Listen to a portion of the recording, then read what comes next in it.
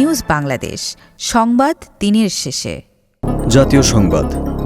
দেশের সবচেয়ে বড় অবকাঠামো প্রকল্প রূপপুর পারমাণবিক বিদ্যুৎ কেন্দ্রের ঋণদাতা দেশ রাশিয়ার কাছ থেকে দেনা পরিশোধে বাড়তি সময় পেয়েছে বাংলাদেশ।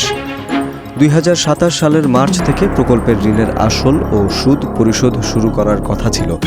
তবে সরকারের অনুরোধে সাড়া দিয়ে নতুন সময় নির্ধারণ করা হয়েছে ২০২৮ সালের ১৫ সেপ্টেম্বর। এছাড়া প্রকল্প শুরুর আগে সম্ভাব্যতা যাচাইয়ের জন্য নেয়া $৫০ কোটি একটি ঋণের কিস্তি সময়মতো পরিশোধ না হওয়ায় যে $১৬ কোটি ৪০ লাখ জরিমানা হয়েছিল তাও মওকুফ করেছে পুতিন প্রশাসন। যুক্তরাষ্ট্রের প্রভাবশালী সংবাদ সাময়িকী টাইম ম্যাগাজিনের ১০০ প্রভাবশালী ব্যক্তির তালিকায় বাংলাদেশের প্রধান উপদেষ্টা ডক্টর মোহাম্মদ ইউনূসের নাম উঠে এসেছে। তার নাম রয়েছে নেতা ক্যাটাগরিতে। এই তালিকায় ডক্টর ইউনূসের সঙ্গে রয়েছেন যুক্তরাষ্ট্রের প্রেসিডেন্ট ডোনাল্ড ট্রাম্প, যুক্তরাজ্যের প্রধানমন্ত্রী কিয়ার স্টারমার, মেক্সিকোর প্রেসিডেন্ট ক্লাউডিয়া সাইনবোম এবং বিশ্বের শীর্ষ ধনী ব্যক্তি ইলন মাস্ক।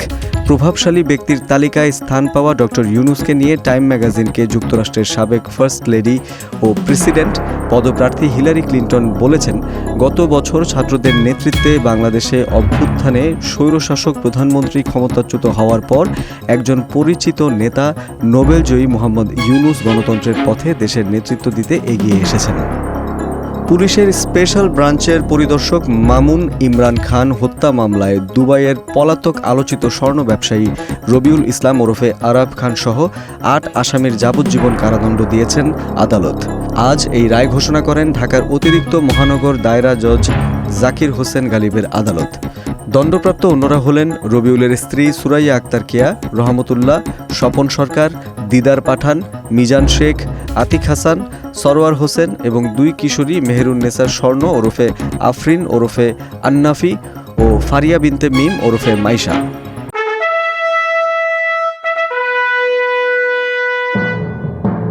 রাজনীতির সংবাদ। রাষ্ট্র পরিবর্তনের জন্য লড়াই বিশ্বের ইতিহাসে বিরল বলে মন্তব্য করে বিএনপির স্থায়ী কমিটির সদস্য নজরুল ইসলাম খান বলেন, অতীতের অনেক বিজয় ধরে রাখতে পারিনি। কমিশন ও সরকারকে সহযোগিতা করছি বিজয় যাতে হাতছাড়া না হয়। আজ সকালে জাতীয় ঐক্যমত্য কমিশনের সঙ্গে বিএনপির আলোচনার শুরুতে তিনি কথা বলেন। নজরুল ইসলাম খান বলেন, দেশ গঠনের যে সুযোগ তৈরি হয়েছে তা কাজে লাগাতে চাই, ভালো চাই। খুব বেশি ভালো করতে গিয়ে মানুষের পরিবর্তনের আকাঙ্ক্ষা যেন স্থিমিত না হয়ে যায়। আন্তর্জাতিক সংবাদ। ফিলিস্তিনের অবরুদ্ধ গাজা ভূখণ্ডে গত ২৪ ঘণ্টায় ইসরায়েলি হামলায় কমপক্ষে আরও ২৫ ফিলিস্তিনি নিহত হয়েছেন। আহত হয়েছেন আরও প্রায় ১০০ মানুষ। অবরুদ্ধ এই উপত্যকাটিতে নিহতের মোট সংখ্যা ইতোমধ্যেই ৫১,০০০ ছাড়িয়ে গেছে। বার্তা সংস্থা আনাদুলু বলছে, গাজা উপত্যকায় গত ২৪ ঘণ্টায় ইসরায়েলি হামলায় কমপক্ষে আরও ২৫ ফিলিস্তিনি নিহত হয়েছেন, যার ফলে ২০২৩ সালের অক্টোবর থেকে ইসরায়েলের গণহত্যামূলক আগ্রাসনে ভূখণ্ডটিতে মোট মৃতের সংখ্যা বেড়ে ৫১,০২৫ জনে পৌঁছেছে বলে জানিয়েছে গাজার স্বাস্থ্য মন্ত্রণালয়। তথ্য প্রযুক্তি সংবাদ। ধীরে ধীরে বাড়ছে আর্টিফিশিয়াল ইন্টেলিজেন্স এআই এর পরিধি। বর্তমানে এআই টুলগুলি ভীষণভাবে জনপ্রিয় হয়ে উঠছে। এমন কিছু এআই টুল আছে যার সাহায্যে আপনার দৈনন্দিন কাজগুলি অনেক সহজ এবং দ্রুত হয়ে যাবে। যারা ডিজিটাল কাজ, কন্টেন্ট তৈরি, ডিজাইন, মার্কেটিং বা লেখালেখি করেন, তাহলে আপনার কাজকে এক কথায় বিস্ময়করভাবে সহজ করে তুলবে এই ৫০টি ফ্রি এআই টুল। এই ফ্রি এআই টুলগুলো শুধু সময় বাঁচাবে না, বরং আপনার কাজের মান ও গতি বহুগুণে বাড়িয়ে দেবে।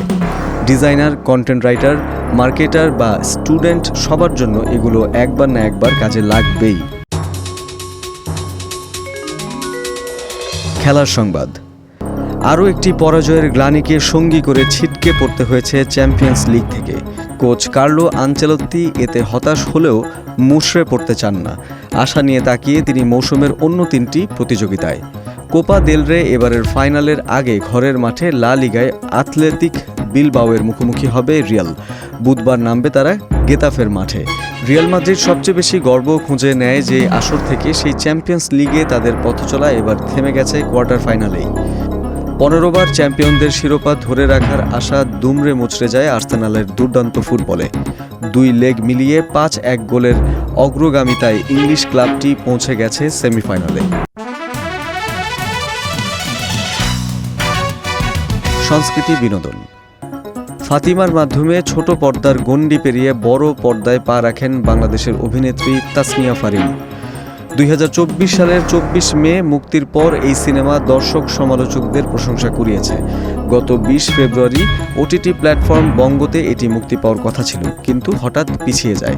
অবশেষে আজ বঙ্গতে মুক্তি পাচ্ছে ফাতিমা, ফলে ঘরে বসেই এটি উপভোগ করা যাবে। আউটকাস্ট ফিল্মস প্রযোজিত ফাতিমার নাম শুরুতে ছিল দাহকাল। 2017 সালে এর শুটিং শুরু হলেও অর্থনৈতিক জটিলতার কারণে এর কাজ শেষ করতে লেগে গেছে 7 বছর। দর্শক, এই ছিল আজকের নিউজ বাংলাদেশ সংবাদ দিনের শেষ আয়োজন। দেশ বিদেশের প্রতিদিনের সবশেষ সংবাদ জানতে চোখ রাখুন www.newsbangladesh.com এ। লাইক শেয়ার দিয়ে সঙ্গে থাকুন নিউজ বাংলাদেশের ফেসবুক পেজ ও ইউটিউব চ্যানেল। ভালো থাকুন, সুস্থ থাকুন। আল্লাহ হাফেজ।